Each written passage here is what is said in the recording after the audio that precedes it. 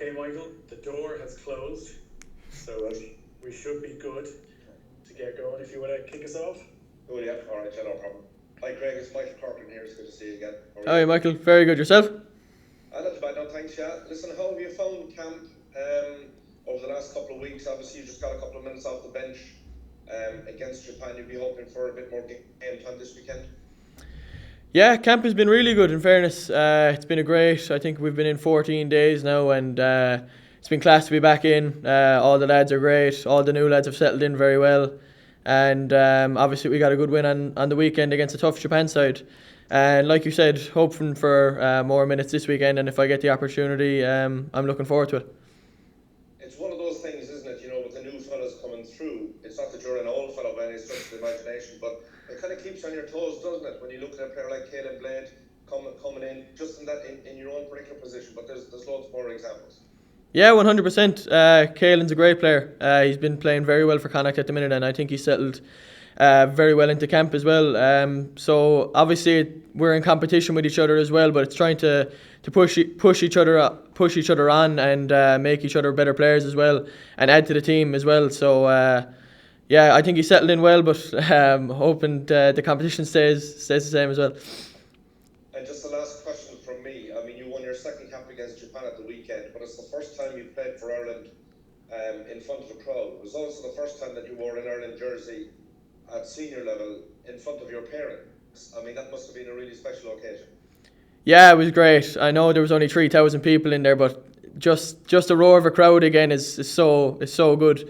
And we couldn't. We were so happy just to have a crowd in again. 3,000 was great, but hopefully the 6,000 this weekend. And like you said, playing in front of my parents, I actually had 10 people there. Somehow they managed to all get tickets. I had my two rugby mad cousins that are about 7 and 5, and I think the 7-year-old knew every single player on the pitch on Saturday, so it was great to have him in as well. But yeah, it's class to play in front of family, and hoping to do so again this weekend. Great, it's good to see you. I hope you have a good week. You too, Mike. Cheers. Cheers, man. Hi Craig. So with all your family there and everything, and as the clock was ticking towards 8, were you thinking, am I going to get on at all, and how frustrating was that for you? Yeah, no, I understood the situation, because obviously Chris went down fairly early with the head knock, and that wasn't nice to see, in fairness. And then Billy came into the team, and Joey moved to centre, so that was all quite weird. And then obviously with Jordo going off early with his injury, it's just about the team at that stage, and we wouldn't want to have seen a forward on the wing or playing with 14 men with 10 minutes to go against the Japan side. So obviously you want more minutes. I think every player wants to play as much as they can, but look, for the team's sake, it was the only thing that could have happened, and luckily we got the win and it paid off. So look, no complaints there, really. Really, I know that one. In some ways, would you like Ireland? I mean, Japan played such an attractive brand of rugby. Would you love Ireland to play like Japan? I think we're getting there, to be honest. I think we're starting to play an attractive style. I think we, under Faz, he's all about playing to the space early, whether that's kicking, whether that's passing, whether that's running. So it's up to us to take the opportunities that are given. Like, we scored 5 tries the weekend, and we easily could have scored 8, I think. So we've got to take the opportunities that we're given. But 5 tries against a tough Japan side is quite good, and I think you can see where we're going with the rugby that we're playing as well, to be honest. And obviously, this weekend as well is such an important opportunity for you. And when you think of Conor Murray, what he's doing now, captaining the lines, I'm sure you'd like to take this opportunity and make life difficult for him whenever he goes back to Munster then.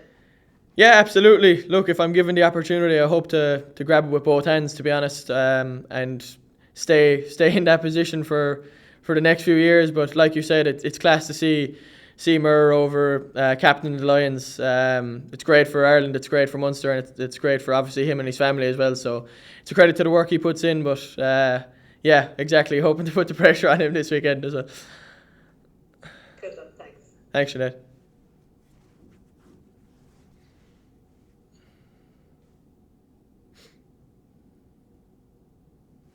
Hi lads. Dave, you could come in there.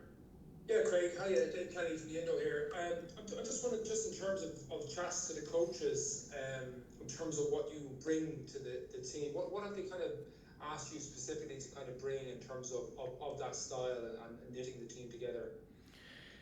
Yeah, obviously they want all of our scrum halves to be playing fast so that we can play to the space, like I said a few minutes ago early. So I think that's about it really. Obviously we're all brought into camp for a specific reason. We all have our point of differences, but I think it's about being yourself. Like the coaches are always onto us about just being ourselves, whether that's on the field or off the field. So obviously being myself, I like to play quick. I like to string out passes. So I think that fits in well with what the coaches want here as well. They all want the nines to be playing quick, get our forwards on top of other teams and play to the space early. So hopefully I can do that. Yeah, I was down at a few of your games before Christmas during lockdown, when a lot of the Irish players were away, and there's some exciting stuff from the halfbacks and the way Munster were playing. But is there a difficulty? Mike was just talking about it there in terms of whether it's offloading or, individuals trying to provide a spark, that it's all about balance, the risk versus reward, and that you don't want to, you want to have that spark but not go too far off program either. How difficult is that kind of balance to strike? Because I'm sure you'll be excited to make an impression, but you want to make sure you do it in a team element. Yeah, 100%. I think obviously we're all keen to show our hand, but it's got to be in the team performance. You can't go off on your own and just try things that aren't on. Obviously, if things are on and you try them and they come off, great. If they're on and they don't come off, it was a good decision. It's just about going back to the training field and working on what you need to work on there. But I think, look, if it's on, we've got license to do it. It's all about making good decisions at a quick pace, I think, for me.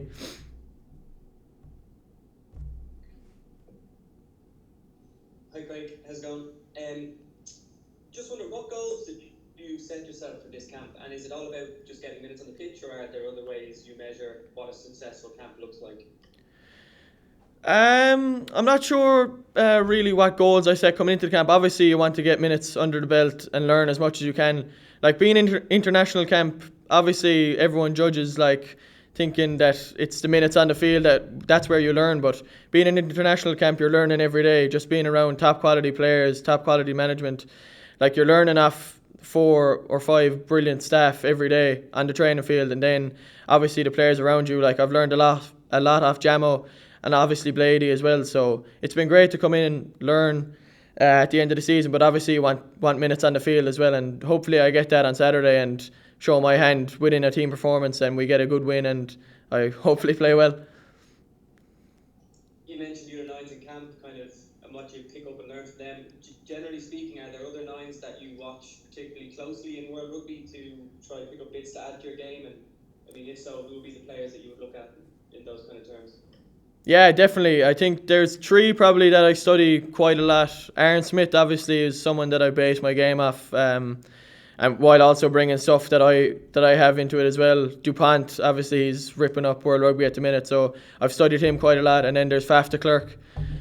So those 3, I've a bit of a rugby nerd, so I've a few playlists on them, watching their best clips, and then I'd watch them in the week of a game just to get the best practice into my head and get those things flowing in my head as well. Thanks a lot. Best of luck. Cheers, Grant. Thank you. Just a final one from me. Hopefully you won't be jumping off a cliff like DuPont this week. In terms of your dad, obviously the folks were there at the weekend, and obviously he's your first and favourite coach.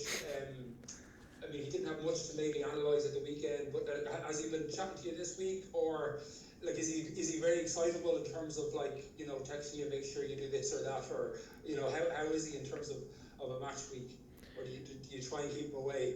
No, I definitely don't try and keep him away. Obviously he's been there since rugby week, since I was 4 years of age, and he was coaching me up until under 19. So I've a really, really strong rugby relationship with him. I'd go to him with anything I need, obviously, but obviously he doesn't know what's going on in camp either, so he can't tell me what to do with the game plan either. So he leaves that to me and obviously all the team. But obviously he just texts me. He's really proud. He was glad to get into the Aviva the other day and watch me sing the national anthem for the first time is what he texts me. So it's great to have him there, and hopefully he'll be there on Saturday as well.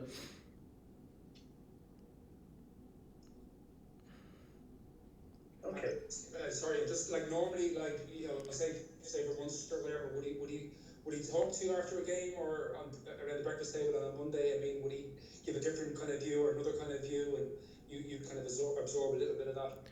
Yeah, definitely. Normally I sit down and watch the game with him the day after games, and he can give me his opinion on how I did and what I need to do better. Because I've always went to him with those things, so that doesn't change.